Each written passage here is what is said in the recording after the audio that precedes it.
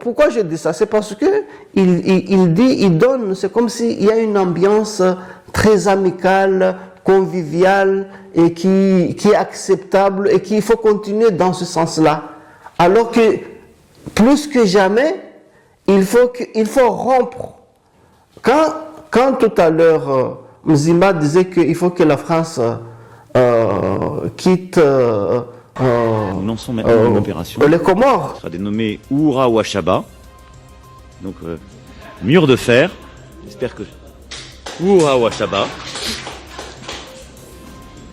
Et donc, c'est le rideau de fer. Au drame de l'immigration à Mayotte avec le naufrage d'un Kwassa-Kwassa. Le bilan est de 6 morts et 10 disparus. Le naufrage d'une barque d'émigrés clandestins en provenance des Comores. Un nouvel accident de Kwassa-Kwassa au large des Comores. Une barque avec à son bord 39 personnes a chaviré. C'est une barque comme celle-ci, transportant 38 personnes, qui a chaviré au large de cette plage.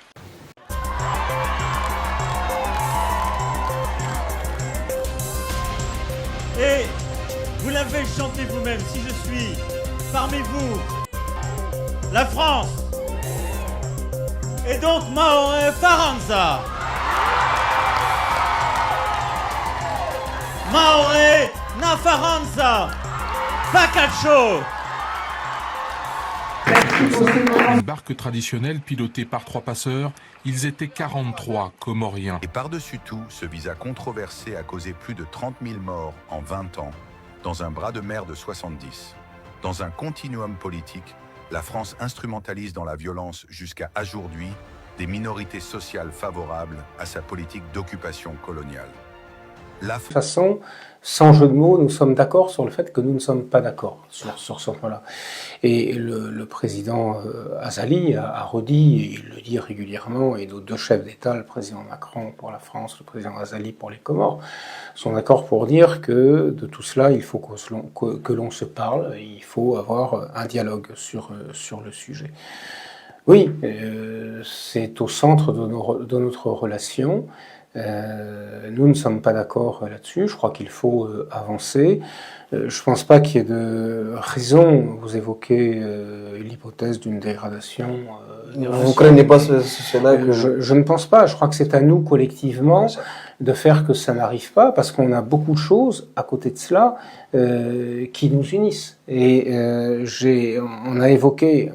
C'est intéressant d'ailleurs de voir qu'on l'a évoqué à plusieurs reprises sans en parler directement, qui est la diaspora, qui est vraiment, je crois, un facteur très très important pour nos 2 pays, puisque les Français d'origine comorienne, la diaspora comorienne de France, on le dit comme on veut. Alors on ne sait pas, nous, en France, nous ne comptons pas les compatriotes qui ont une autre nationalité.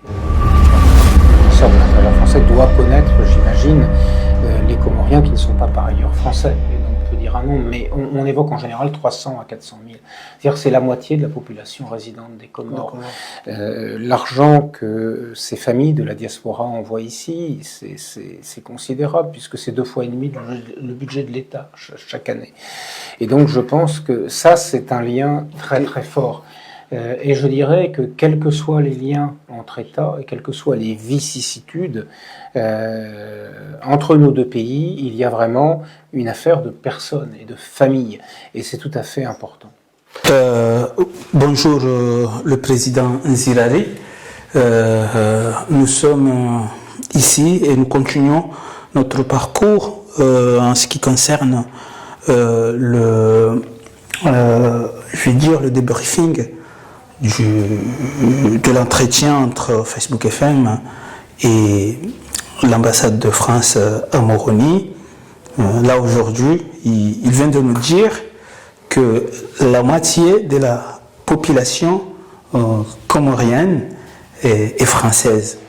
Donc cela devrait nous servir de leçon à ne pas avoir, quels que soient les problèmes entre les 2 pays, nous devons faire très attention puisqu'il s'agit des liens familiaux entre les Comores et la France. Moi, je vais encore poser une question.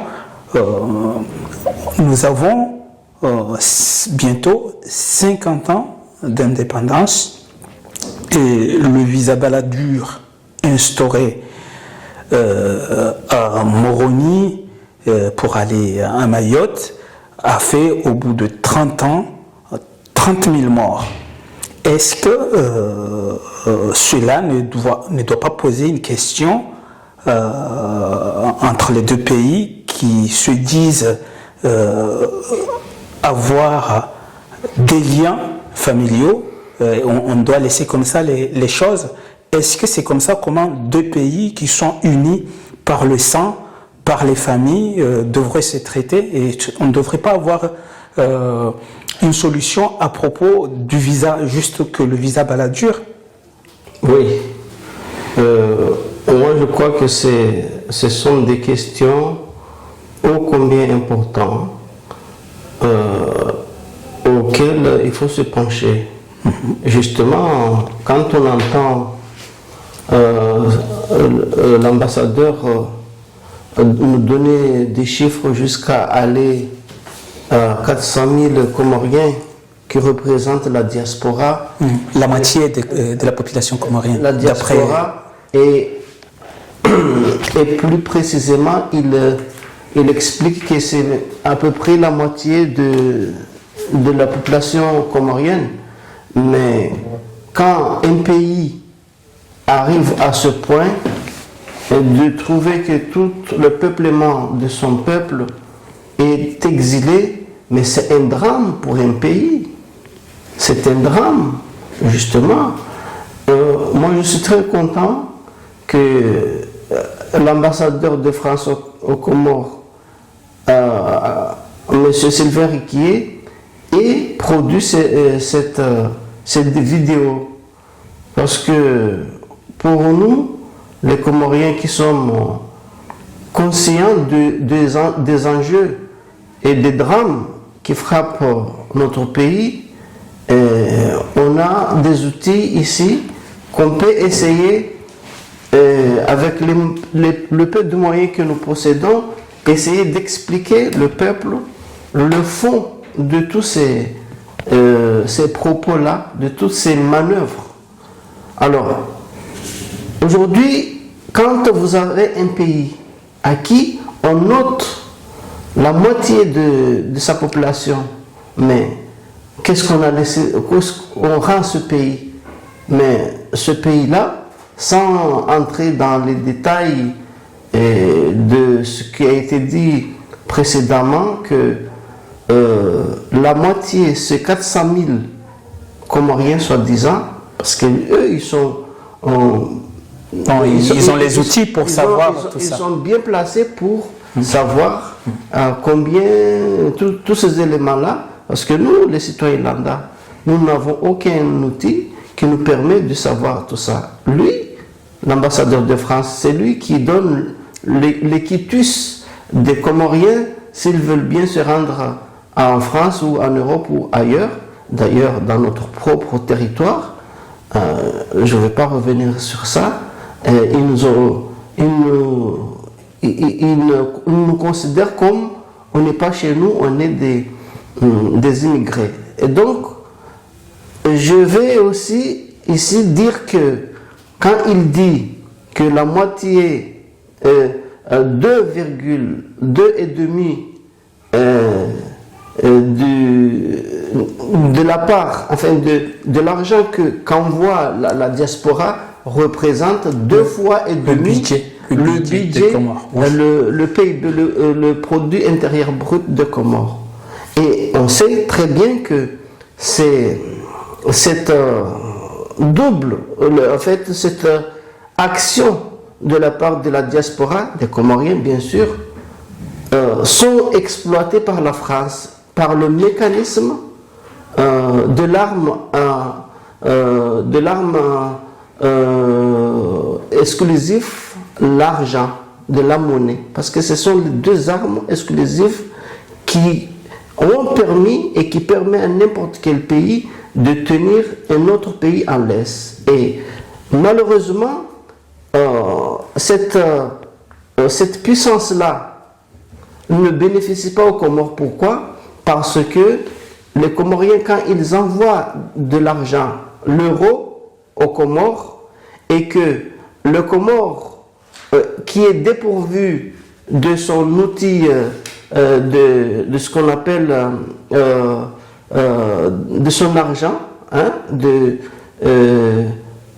ce qu'on appelle les réserves de son argent. Donc, ça fait que la France, à travers ça, fait que la France a une extension territoriale jusqu'aux Comores. Et comment ça s'opère? C'est que normalement, quand les Comoriens vont chez eux, normalement arriver à l'aéroport, dans les douanes, etc., ou dans les perceptions, on devrait échanger la monnaie pour permettre à ce que le Comore se dote d'un réserve d'argent de l'étranger. Ce qui va permettre par ricochet à ce que les Comores, quand il a besoin d'acheter quelque chose, par exemple du riz, c'est ce que nous consommons quotidiennement, eh bien, on n'a pas besoin que ce soit la France qui va rédiger le chèque. Donc, ça affaiblit les Comores. Et ça fait que les Comores, malgré toute cette puissance-là, n'en bénéficient pas. C'est la France qui en bénéficie. Tout simplement parce que l'argent, les gens ont déjà travaillé ici en France, ont travaillé en France, ils ont payé des impôts en France, et normalement, quand on rentre dans son pays, normalement, le pays devrait en bénéficier à moitié. On sait qu'ils vont payer la douane. La douane, déjà, on sait que c'est la France qui détient les aéroports, là-bas, Boléro. C'est toujours la France qui est avec ses entreprises. Et en même temps, ce mécanisme qui fait que les Comores ne possèdent pas de devises, hein, eh bien, tout simplement, on ça fait défavorise que la France, le commerce extérieur. Comores, eh bien, les Comores n'ont rien pour survivre. C'est pour ça que quand l'ambassadeur dit qu'on a des relations qui sont étroites, des nous sommes etc. Moi, je dis que presque une famille, puisque quand deux pays trouvent que l'un a la moitié de sa population qui a la nationalité de l'autre, ça montre qu'on ne devrait pas avoir des problèmes qui pouvaient aller jusqu'à 30 000 morts, je dis bien, puisque je parle du visa Balladur. Et c'est ça ma question. Pourquoi on ne trouve pas de solution, mais on laisse la situation se détériorer jusqu'à la famille morte? Oui, ça trouve place parce que la France a décidé tout simplement de ne pas nous laisser avec notre indépendance. La première des choses que la France a fait, c'est de ne pas vouloir nous accorder l'indépendance. Et que on sait ce qu'il a fait après, que la personne qui voulait vraiment, qui avait des réelles intentions de vouloir doter son pays de tous les mécanismes qui fait que le pays pouvait être indépendant, eh bien la France n'hésite pas à les tuer. Nous savons le cas d'Al Swali, et on sait comment la France utilise des méthodes barbouzards de notre temps, et puis aujourd'hui, on sait que le pouvoir qui est là, c'est un pouvoir que la France nous impose. Et donc, sur ce point, les morts de Kwassa Kwassa, c'est une volonté manifeste de la part de la France pour tuer les Comoriens. Et puis, paradoxalement, il y a ce monsieur qui vient avec ces beaux discours qui oublie vraiment le drame qui est ici, eux-mêmes n'en parlent même pas, parce que justement, le pouvoir qui est imposé peut-être on viendra tout à l'heure, quand on va parler, parce que j'ai entendu tout à l'heure qu'il y a Mzimba, qui est soi-disant un opposant, alors que Mzimba, Azali, ce sont les clients de la France. La France les a imposés. Et puis, bon, bien sûr, quelque part, ils font ce qu'on appelle contre fortune, bon cœur, parce que on leur menace de mort, parce qu'il y a des exemples. On a l'exemple de Mohamed Johar que la France, on se rappelle quand il l'avait évincé de son pouvoir et allait l'emprisonner à La Réunion. Eh bien, Hervé Descharette, à l'époque, quand il était ministre des Affaires étrangères, il a dit, voilà, soi-disant Johar c'est un corrompu, c'est un dictateur, etc. Et puis nous l'avons évincé du pouvoir. Mais ça veut dire quoi? Ce sont des bonnes relations entre pays et pays, ce sont des pays amis. Ça c'est un. Ça, il ne faut pas que les Comoriens l'oublient. Derrière tous ces beaux discours-là, hein, qui sont là pour nous embaumer, pour nous endormir. C'est ça ce qu'il faut retenir de tout ça. Donc, malheureusement, on n'en parle pas parce que Azali a choisi, parce que ça c'est un choix aussi. Il y a des hommes qui ont choisi de trahir leur pays. C'est le cas de Mzimba. Hein? Mzimba ne va pas nous dire que ouais, il faut que la France plie bagage et part, alors qu'on sait que Azali lui-même a des occasions, souvent il a des occasions quand il veut s'exprimer sur la question de Mayotte ou sur la question de la souveraineté de Comores. Eh bien, il dit que moi, j'ai choisi de donner la France ce qu'il veut, parce que la France est un pays puissant, et que moi, il ne le dit pas. Il ne dit pas qu'il échange, en fait, son pouvoir, hein, le fait d'être président et les Comoriens et l'indépendance des Comores. C'est pour ça que jusqu'aujourd'hui, c'est ce qui permet aujourd'hui que monsieur Sylvain trouve les moyens de faire des plateaux, de circuler dans les quartiers. Souvent, il va oui, il le dit très clairement. Voilà. La France en quoi la France est sincère? Pourquoi? Parce que la moitié un peu plus de la moitié du budget, maintenant, deux fois. Oui, mais justement, tout ça. Et demi, l'apport de la diaspora, qui a la nationalité française, donne le budget de l'État, deux fois le budget de l'État. Bon, moi je dis. C'est pour ça, ils pensent que tout cela, ça montre leur sincérité. Ils sont là pour aider les Comores. Alors, moi je te dis. Sylvain Riquier ne pense pas, il est en train de dire, c'est-à-dire il croit que nous ne comprenons pas. C'est ça en fait. Ça c'est du mépris, c'est du condescendance. C'est que quand il dit comme ça, il sait que ils nous ont confisqué notre territoire, Mayotte. La première des choses, s'ils nous aimaient bien, c'est de ne pas nous chasser de chez nous. Et provoquer 30 000 morts. Ouais. Et tuer les Comoriens. Je ne parle pas des 30 000 morts, mais venir avec ces mercenaires, nous tuer le président, le fils authentique des Comores, Ali Swalihi. Je ne parle pas de leur sbire là, Azali, mais je parle des hommes intègres qui ont voulu vraiment bâtir leur pays, faire en sorte que tout ce qu'il dit là, il vient avec des promesses qui ne tiendront jamais, qui n'ont jamais tenu.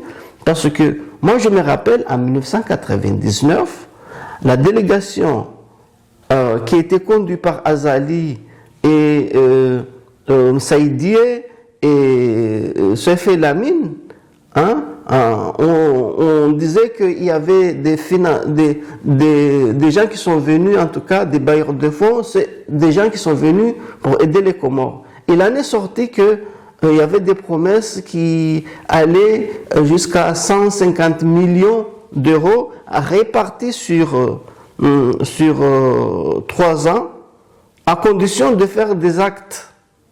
Et c'était bien explicite, c'était bien expliqué qu'il y a une condition sine qua non sans laquelle on ne peut pas vous donner. Et donc, ils ont passé à l'action, ils ont répondu à un certain nombre de ces exigences-là, notamment chasser les Comoriens de Comores, des autres îles à qui la France n'a pas donné des papiers qui leur permet en tout cas de circuler dans notre territoire, que ce soit ceux de Nzouani, de Moéli, de Ngazidja, et même il en est sorti que même parfois on attrape des Mahorais. Il y avait quelqu'un un peu perdu sa tête, qui n'avait pas ses facultés mentales, et un jeune de Mtsapere.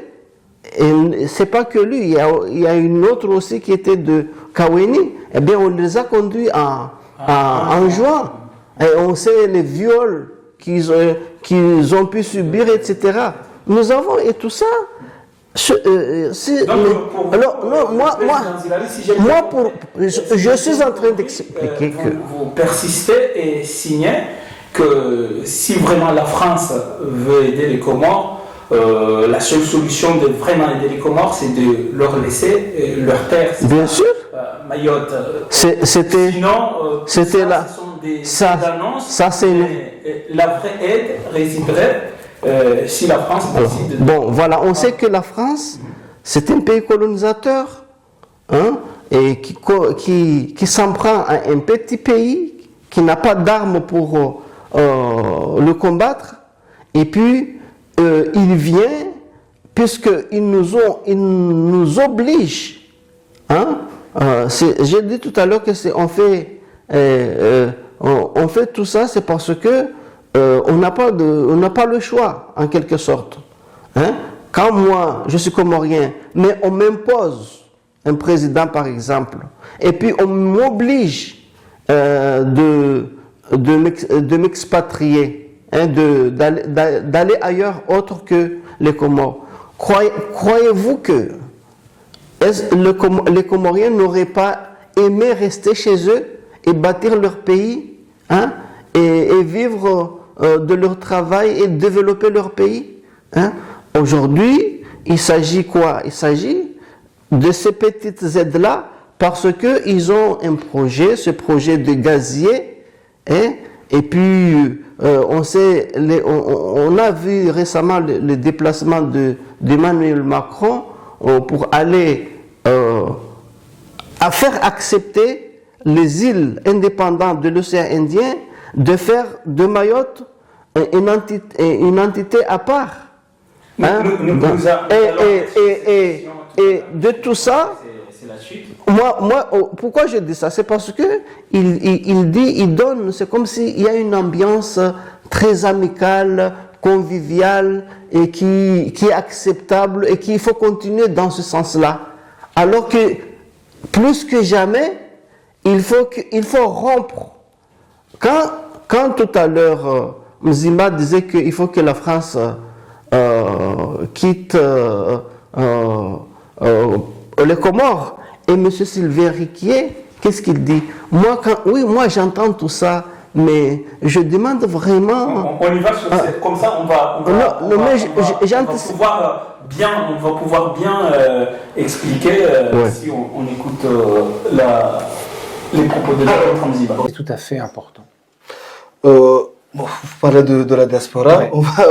On va enchaîner directement à la question. Lors de mon séjour en France, j'ai eu l'opportunité de participer à des événements tels que Comorespo, Forum Ancrage ou Investi Imo, soutenus par votre ambassade. Pouvez-vous nous dire davantage sur ces initiatives et la manière Donc vous accompagnez justement la diaspora comorienne dans ses projets économiques en lien avec le pays. Et quel est l'intérêt justement de la France parce qu'on voit beaucoup que vous accompagnez et vous soutenez tels que Je pense qu'on devrait s'arrêter quelques minutes là-dessus.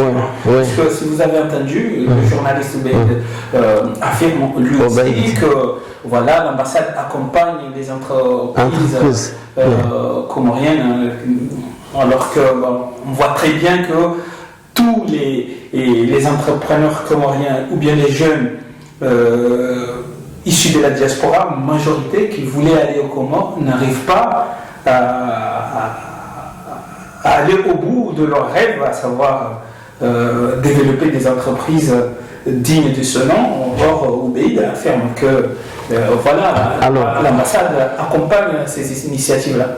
Alors, moi je te dis, mon frère, quand tu entends les projets, comment Obeidillah Mchangama les cite fluidement, avec aisance, et quand on sait qu'il n'y a aucune entreprise aux Comores qui est créée par la France parce que on a aidé une entreprise.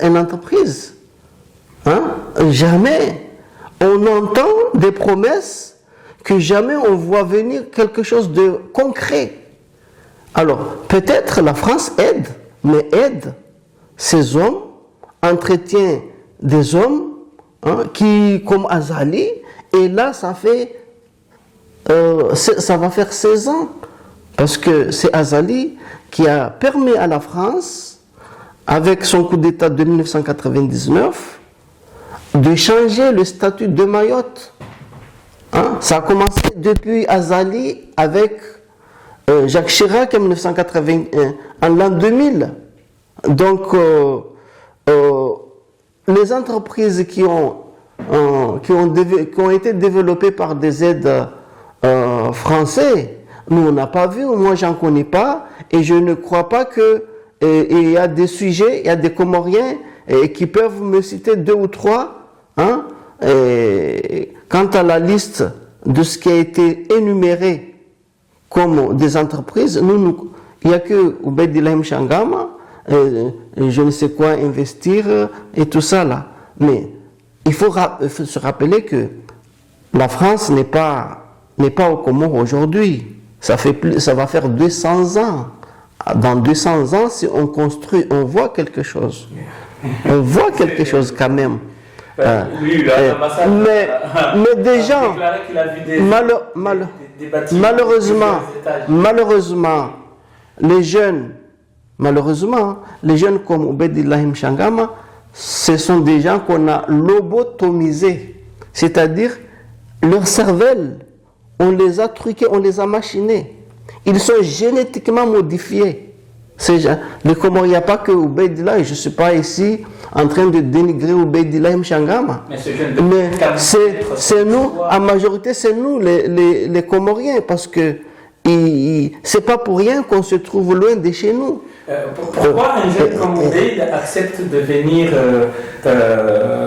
reprendre le narratif parce que il faut se rappeler que Obeidillah Mchangama fait partie des gens qui ont été malmenés par le système que la France a installé là-bas.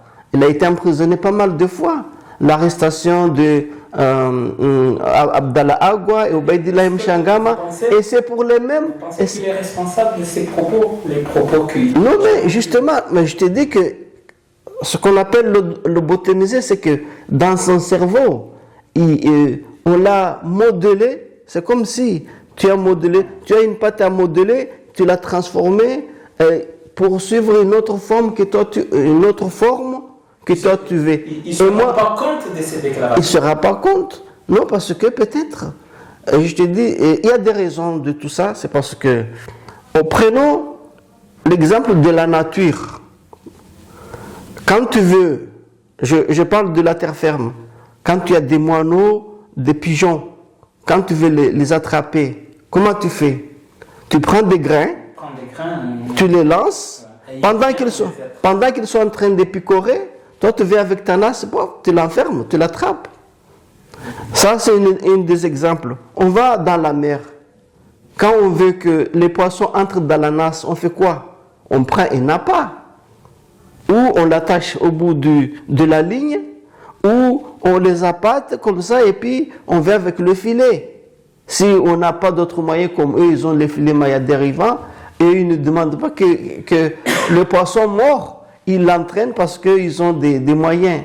Mais voilà, donc, quelqu'un, les Comoriens, nous savons très bien qu'ils n'ont pas un État, l'État est tué dans l'œuf, et on nous impose des gens qui sont là justement pour faire croire qu'il y a une relation amicale, conviviale avec un autre État, fait coexister ces États-là.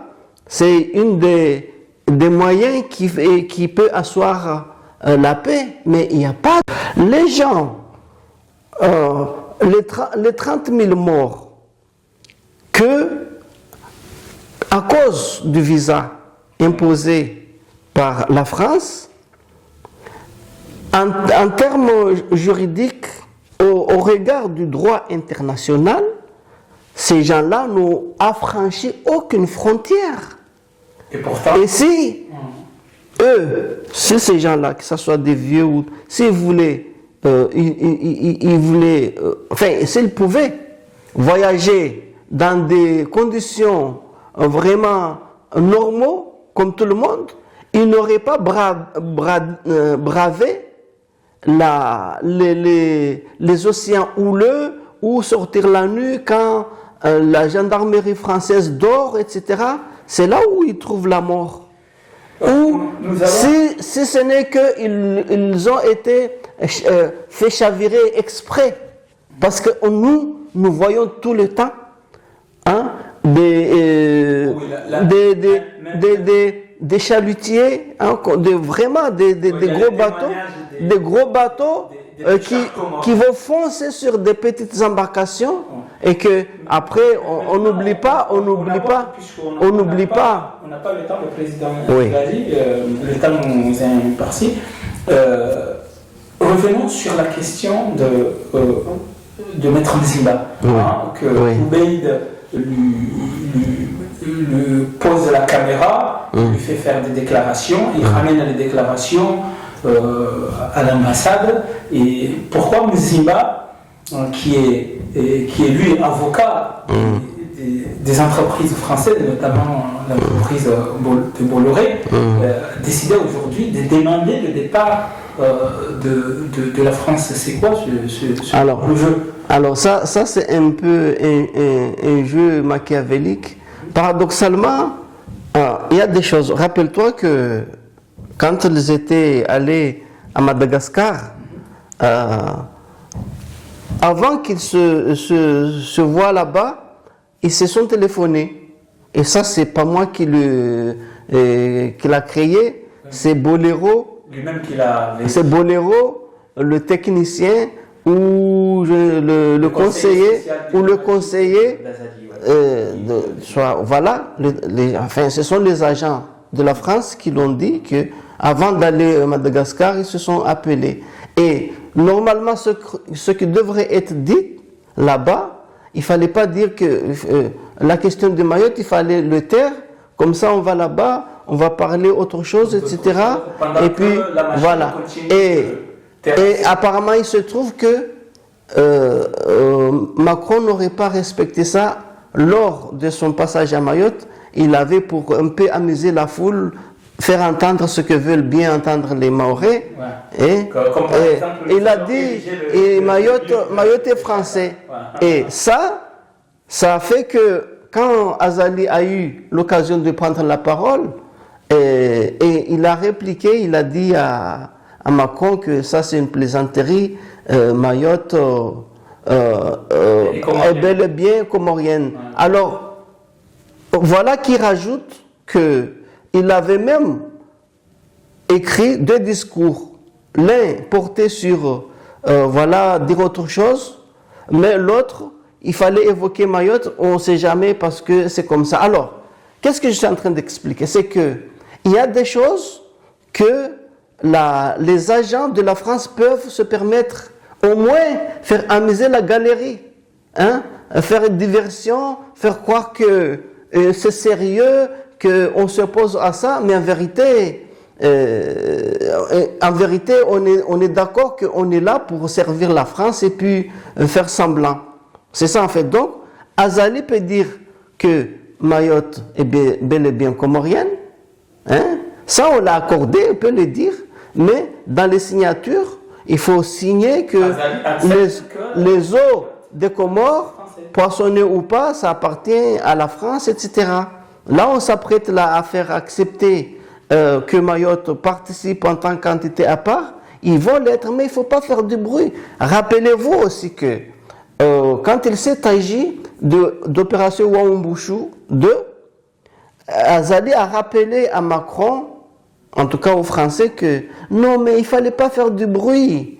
Il ne fallait pas dire qu'on va faire Waumbushu. Continuez tout doucement.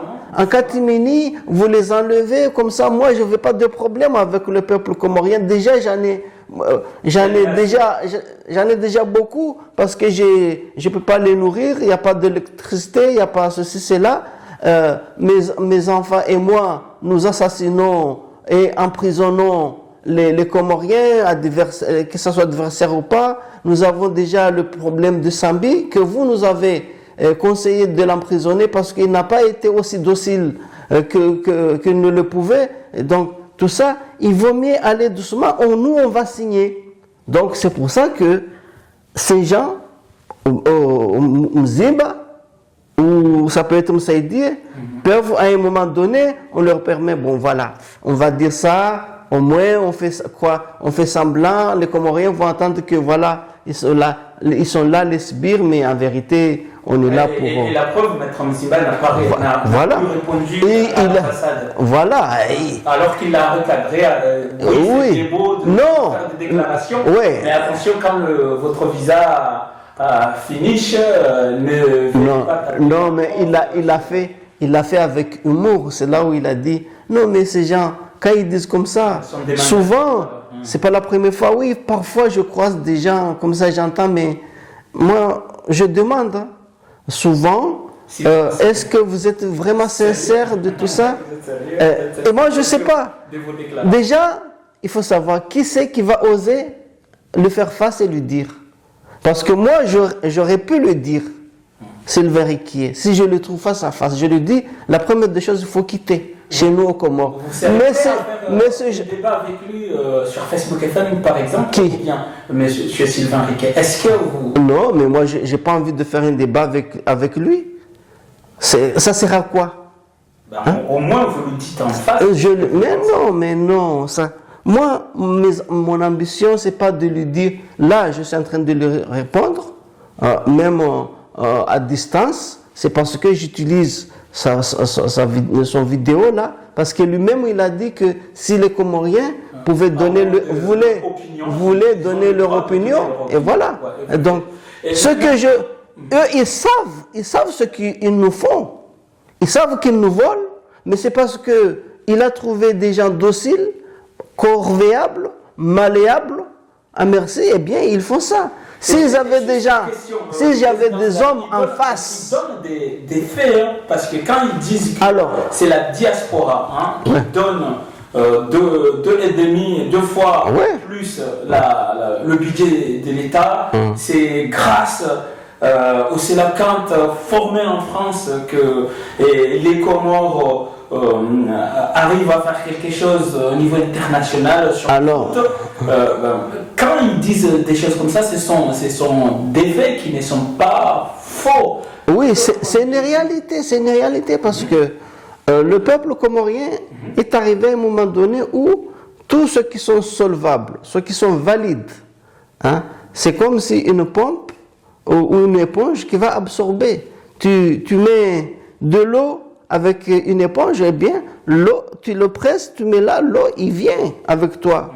Donc, en fait, c'est une sorte de quoi? Appel d'air quand tu assoiffes le peuple et ils entendent que ils ne savent pas que c'est l'argent de l'Afrique qu'on vole. Jacques Chirac l'a bien dit que l'argent qui se trouve dans les portefeuilles des Français, ça vient de l'exploitation de l'Afrique. Et ça, il n'y a pas que l'Afrique chez Gbagbo, c'est aussi l'Afrique aux Comores. Parce que ce mécanisme-là, qui fait que le diaspora est loin, le premier bailleur de fonds de Comores, et que ce bailleur de fonds ne se transforme pas en dépôt de réserve pour les Comores, ça veut dire que les Comores n'existent pas en tant que pays. Il n'existe pas parce que je te dis, il y a deux outils, l'arme monétaire et militaire. Si tu les as, on peut avoir d'autres difficultés, des relations. Voilà. Mais si tu n'as pas ça, regardez. Et la France le sait, parce que la France était confrontée dans les mêmes conditions. Quand il s'est agi pendant 5 ans, de 1940 jusqu'en 1945, quand l'Allemagne nazie les avait pris dans la gorge, les a imposé leur monnaie, et c'est comme ça. Et dès quand ils avaient fini, ils avaient été libérés, eh bien, Général de Gaulle, avec ça, il est tellement penseur et puis veut construire la France, eh bien, il a fait ça. Et ça, Hermann Goering,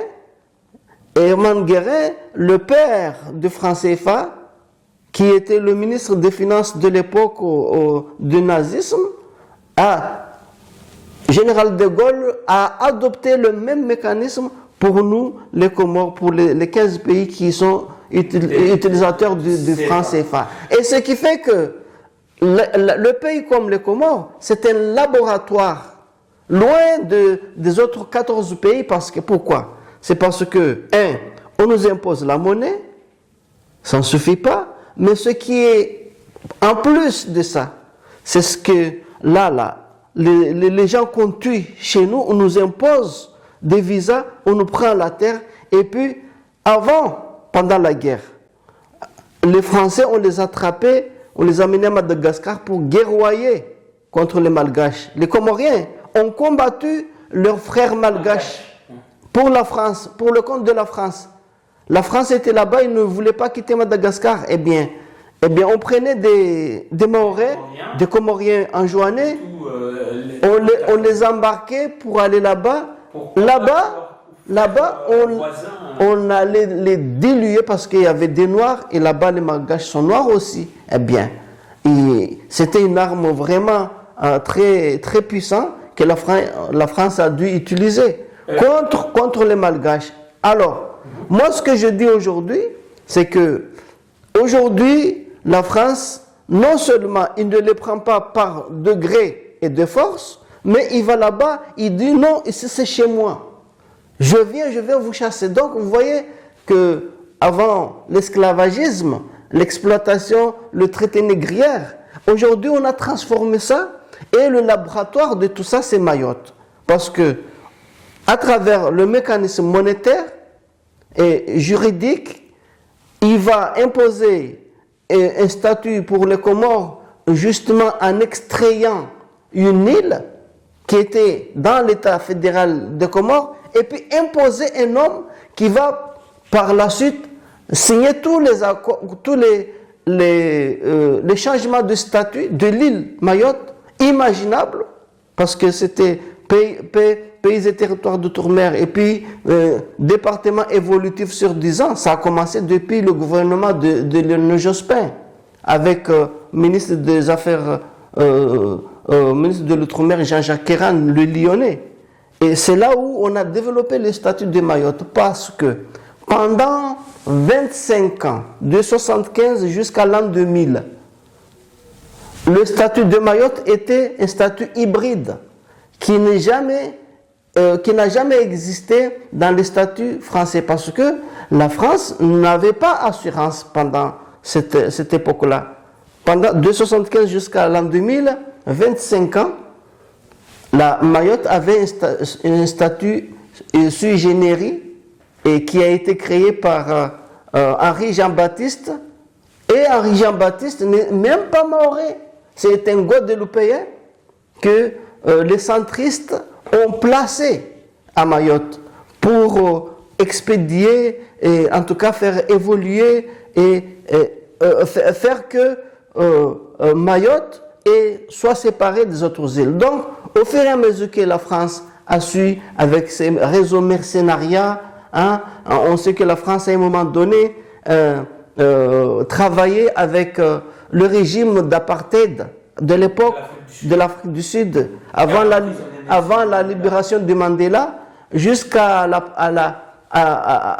l'avènement de la libération de Mandela. On sait que c'est là où la France a assassiné, à travers Bob Denard, bien sûr, le président Ahmed Abdallah, et qui a fait que on a mis en place des gens qui étaient, Johar, qui ne pouvaient pas faire face, c'était pas comme son frère Ali Swali qui pouvait tenir tête, en tout cas avec audace, la France qu'il avait chassée là-bas. La France a été chassée par Ali Swali.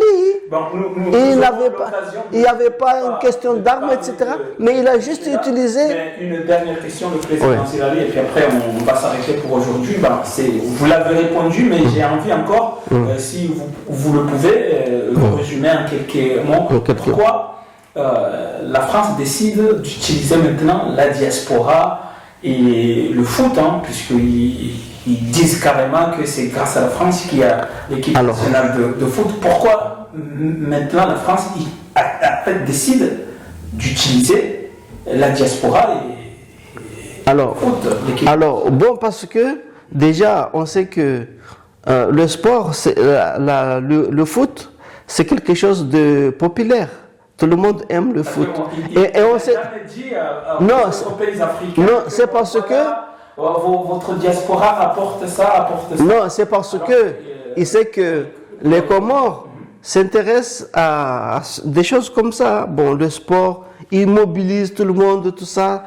C'est parce qu'il y a aussi le fait qu'un petit pays qui est arrivé à un certain niveau s'est fait connaître sur le plan continental africain. Et on sait très bien que derrière, la France n'est pas loin du fait qu'il y a un jeune maoré qui est dans l'équipe nationale et que El Fardou. Mais je sais qu'il y a des manœuvres parce que l'entraîneur qui est européen, qui n'a pas peut-être validé cette fois-ci El Fardou parce que il veut déjà essayer de continuer de l'écarter. Oui, voilà, un maoré, etc. Parce que là, on arrive à un stade où la France est malmenée dans le continent africain. Il y a le projet du gazier, et là, vous savez qu'ils ont déchiré l'ancien, découvert l'ancien morcellement des blocs à l'époque de Sambi. C'est pour ça que Sambi est emprisonné encore une fois. Donc, il y avait les Américains qui au départ, et puis apparemment Total avait une partie, mais c'était pas conséquent. Et que là, la France est en train de... Non, c'est parce que les patrimoines naturels des Comores, y compris la Mayotte, sont les mêmes. Quand on dit les Comores, et il y a des gisements, c'est Mayotte. Donc, à ce niveau, si la France profite de la présence d'Azali, peut aller loin sur l'acceptation ou son accaparement de tout ce qui existe imaginable dans l'océan, aux Comores. Donc, il veut revoir déjà les frontières, partager linéairement les frontières, les blocs. Il y a une partie qui doit venir sur Mayotte, etc. Comme ça, s'il y a des difficultés à faire, au moins, on a déjà résolu une partie des problèmes, etc. Parce que il y a aussi les Américains et il y a aussi le problème des grandes puissances qui vont s'intéresser à ça, parce que c'est devenu mondial et on sait qu'il y a des appétits des géants comme la Chine, il y a aussi la Russie qui peut s'approcher s'il y avait des gens sérieux sur le pouvoir comorien, ça pouvait déjà être amorcé tout ça, entamer les démarches. Est-ce que, si j'ai bien compris, est-ce que vous avez des preuves sur ce que vous avancez? De quoi? Sur la question de Mayotte. De démarches, bien sûr. Il ne s'en cache pas. Il ne s'en cache pas. Écoute, allez sur les réseaux. Pourquoi la France veut départager ce pétrole en fonction des îles alors que mais toi, il ne parlait que de ça. Mais tu n'as pas entendu le projet, disons, d'aéroport, de port aéronaval, là, de base militaire aéronavale, et de tout ça, et de logement. Là, c'est grave. Et de logement. Regarde, là, il y a la semaine. Partager le pétrole comorien en fonction des îles, parce que le pétrole comorien, il peut y avoir beaucoup plus du pétrole du côté de Ngazidjak ou bien du côté de Mayotte que les autres îles, mais les recettes du pétrole devraient servir à développer les quatre îles, normalement. Non, mais moi je te dis... Ça c'est grave si accepte de la proposition de partager parce que le pétrole en fonction des îles. Géographiquement, si on se dit le pétrole de Mozambique, c'est pas Mayotte qui fait frontière avec Mozambique. Mayotte fait frontière avec Madagascar. Il y a les îles éparses. Il y a aussi une île qui... Malabar. Non, c'est une ancienne île qui est sous l'eau. Comment on appelle ça là, et là, c'est une partie des îles que la Madagascar convoite, les îles éparses, hein, les îles de Tromelin. Et il y a une partie de l'île là qui émerge quand les marées se retirent. C'est juste à côté de Mayotte et Madagascar. Donc l'autre côté, vers le nord, eh bien, celui qui fait frontière avec les grands gisements de Mozambique, c'est Ngazidja. Oui. Et ce n'est pas Mayotte. Mais de l'autre côté, sur le contentieux de Madagascar et de la France, se trouve aussi Mayotte, parce que les îles... les îles Europa, Noix de Jéhovah, les autres îles qui appartiennent à Madagascar, c'est aussi en grande partie avec certains gisements aussi qui peuvent appartenir aux Comores parce que c'est Mayotte. Donc tout ça, les démarches de la France, c'est de faire une trace linéaire, imaginaire, de prendre les blocs qui étaient déjà attribués à l'époque de Sambi, attribués ou pas, peu importe, en tout cas, et de revoir ça. Et c'est lui qui est même habile à le faire, c'est Azali. Et c'est pour ça, c'est pas pour rien qu'aujourd'hui, on entend qu'il y a d'autres camps qui vont s'opérer autour de le fils de Mradabi. Hein? Et l'histoire du jeune là qu'on a pris à Mozambique, comment il s'appelle là? Dar Salam, comment il s'appelle? Bachar. Et de tout ça là, ce sont des manœuvres qui sont derrière. Il y a le projet de construction des logements pour les gens qui viendront travailler dans le système gazier, le pétrolier. Et on fait des démarches aussi pour ne pas permettre à ce que les Comores puissent réfléchir de comment ils vont combattre la France. C'est pour ça que vous voyez qu'il y a des manœuvres, des gens qui vont déjà se constituer de notre groupe contre Azali, hein, parce que l'avènement, disons, des élections on va soulever une partie des Anjouanais pour demander le tour d'Anjouan, et ainsi tu as le groupe comme Manfou qui veut les États fédérés des Comores pour encore une fois affaiblir les Comores. Tu as les Moëliens qui vont bientôt dire ah, c'est notre tour. Donc, ça, pendant que la France est en train d'exploiter le pétrole, et voilà, juridiquement, les Comoriens sont en train de se... juridiquement, jusqu'à preuve du contraire, ils n'ont pas encore arrêté la France aux Nations Unies. Il y a toujours le droit de veto, il est toujours le open order. Pourquoi pas? Il veut faire reconnaître les frontières exclusives de Mayotte et des Comores, revoir en tout cas au plan géologique une grande partie, disons, des patrimoines naturels des Comores. Et de ça, il faut quand même, on se lève des remous dans le pays, notamment... Il reste 2 minutes, le président Zahari. Ces 2 minutes-là, j'aimerais bien que vous les réservez pour la question de Maître Mzimba et l'ambassade. En fait, je vais... Oui. Alors, bon, si vous étiez Maître Mzimba, vous répondriez quoi quand on vous dit c'est que l'ambassadeur a dit, il a dit maintenant quand non, parce que bon, moi je ne suis pas Mzimba, mais moi je sais que Mzimba, ce sont des lâches, ce sont des gens qui sont là, c'est des masques en fait.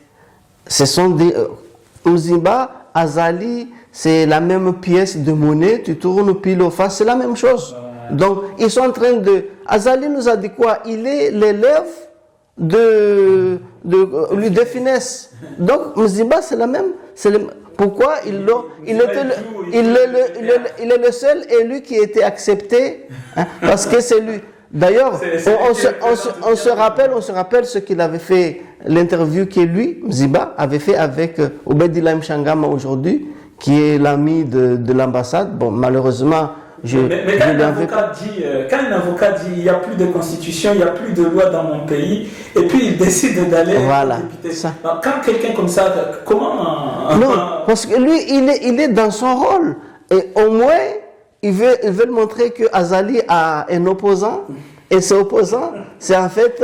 c'est un allié, et donc tout ça, c'est pour ça qu'il peut se permettre un petit dérapage de dire oh, la France dehors, et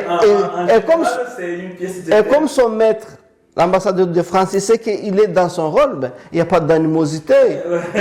Dans les coulisses, ils peuvent parler, il n'y a pas de problème, voilà. En tout cas, merci beaucoup le président Zahari d'avoir répondu à nos questions. Je pense que la semaine prochaine, nous allons finir, puisqu'il nous reste encore 5 à 10 minutes pour finir l'entretien. Merci beaucoup. Merci.